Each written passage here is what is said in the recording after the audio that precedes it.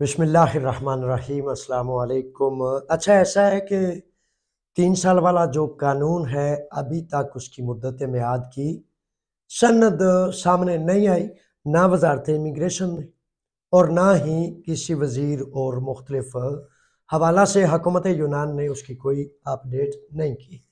सबसे पहले तो ये असल में मुसलसल एक तरतीब है जो 3 हफ्ते से मुख्तलिफ साथियों ने मुख्तलिफ नौजवानों ने ब्रेकिंग न्यूज़ के तौर पर कह दिया था, लेकिन बताता चलूं कि अब तक 3 साल की मुद्दत मियाद बढ़ने की कोई सनद नहीं आई, यानी कि अभी तक कानून की शक्ल उसने ना इख्तियार की है और ना ही अभी तक उसका कोई सनद और डिग्री कोई आई है। अच्छा, इसमें ऐसा है कि अब इसके बाद वाला मामला ये है कि अल्लाह ने चाहा तो बहुत ज़्यादा तवक्को है कि 3 साल जो कानून है उसकी मुद्दत मियाद बढ़ जाएगी। एप्लीकेशंस का जो ऑनलाइन सिस्टम है ना 3 साल के हवाले से, वो जारी और सारी है, लेकिन मैं आपको तजवीज़ करूँगा कि आपने बराए मेहरबानी एप्लीकेशन करने में रुकना है।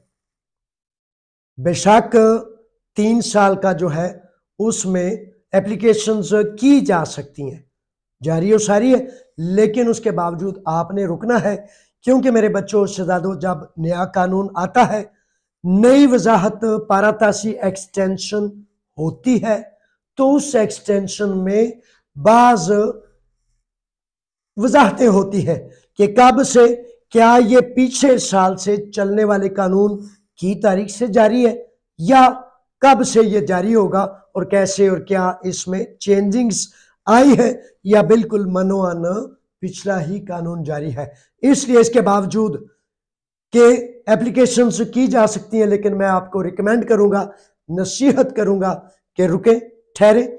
आज कल परसों आ जाता है ये कानून, तो उसके हवाले से इसमें आपका प्रोसेस फिर ज़्यादा यकीन वाला और दुरुस्त होगा कि जब नई वजाहत आ जाए उसके मुताबिक फिर करें।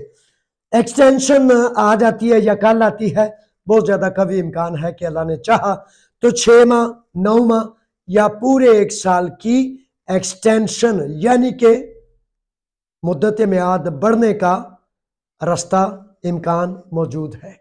ठीक है। अच्छा, इसमें अब अगला नुक्ता क्या है?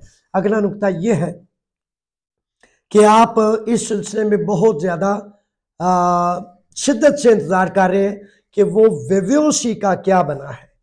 वो वेव्योसी जो आपने ले ली थी जब कानून नहीं था, जब मैं आपको रोकता था कि मेरे बच्चों रुक जाओ, ठहर जाओ, ना लेना, ये आपका सांस भी मुश्किल बना देगी। पूरा 1 साल 1.5 साल कहता रहा, लेकिन खैर कोई नहीं, वो एक वबा की तरह फैल गया था मामला, तो उसके हवाले से फिर अब दूसरे नंबर पर उसका भी इम्कान है कि उस पर कोई रास्ता, कोई वजाहत वजारत इमिग्रेशन यूनान करे।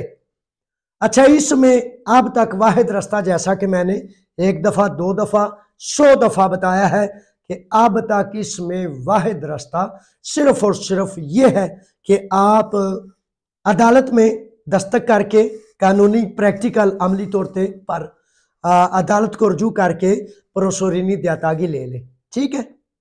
प्रोसोरिनी दयातागी जब आप ले लेते हैं तो उसमें फिर आपको पुलिस का तहफ़्फ़ुज़ होता है, जो कि एक बहुत बड़ी बात है।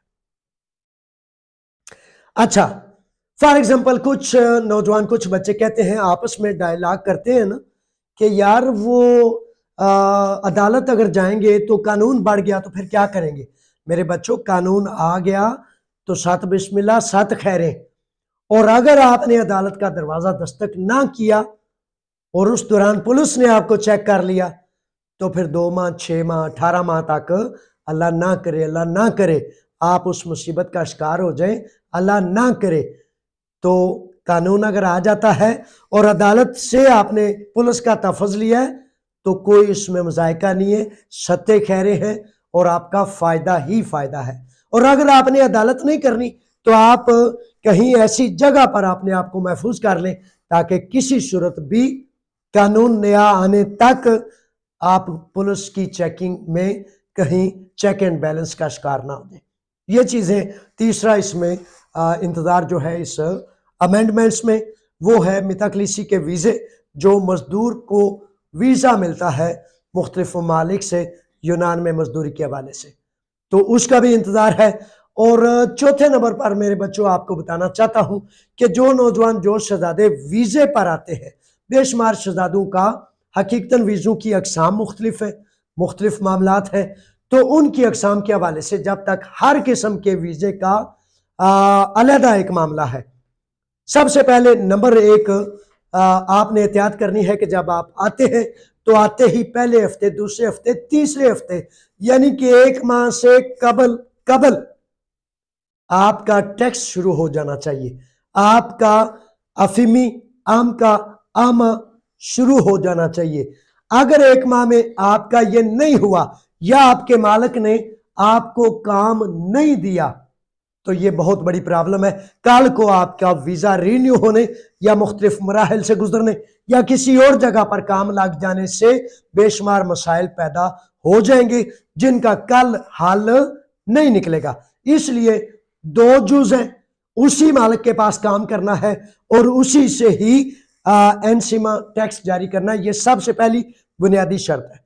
नंबर 2 जुज का जुज नंबर 2 का भी दूसरा ऑप्शन कि बड़े सारे बच्चे आते हैं और उनको उनके मालकान नहीं मिलते या मालकान कहते हैं मेरे पास काम नहीं है, तो इसमें आपने क्या करना है? तो इसमें आपने साबित करना है कि आप यूनान में मौजूद है।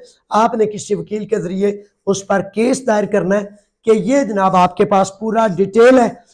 केस दायर करना है कि इसने मुझे बुलाया है, मजदूरी पर कॉन्ट्रैक्ट किया है, मुआहदा किया है, और अब जब मैं यहां आ गया हूं इसकी कॉल पर, इसके मुआहदे पर, तो ये मुझे काम नहीं दे रहा। तो ये साबित करेगा कि आप सच्चे हैं, आप दुरुस्त हैं, और मालिक को साबित करेगा कि उसने आपसे चीटिंग की है। तफसील इसकी लंबी है लेकिन बाकी चीजें साथ साथ इंशाल्लाह करते जाएंगे।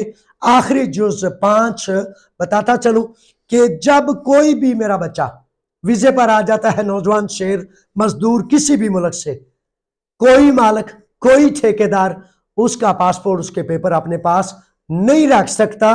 गैर कानूनी, गैर आईनी है, जुर्म है, क्राइम है। लेकिन आपने क्या करना है इसकी तफसील के लिए, आप जब 7 समंदर पार करके आ गए तो मेरे बच्चों ये ना कहा करें कि मुझे पता नहीं है, मुझे जुबान नहीं आती, मैं क्या करूं। सब कुछ हो सकता है, सिर्फ बुज़दिली को और बेहिम्मती को अपने से थोड़ा सा साइड पे करें। किसी पर ज्यादती करने का कभी ना सोचें और अपने पर जुल्म होने से बचने बचाने के लिए क़याम करें। अल्लाह ने चाहा तो आपकी मदद और मामनत के लिए असबाब पैदा हो जाएंगे। बड़ी मेहरबानी। अब तक ये है, फिर इंशाल्लाह दोबारा आपकी खिदमत में हाजिर होऊंगा। अस्सलाम वालेकुम।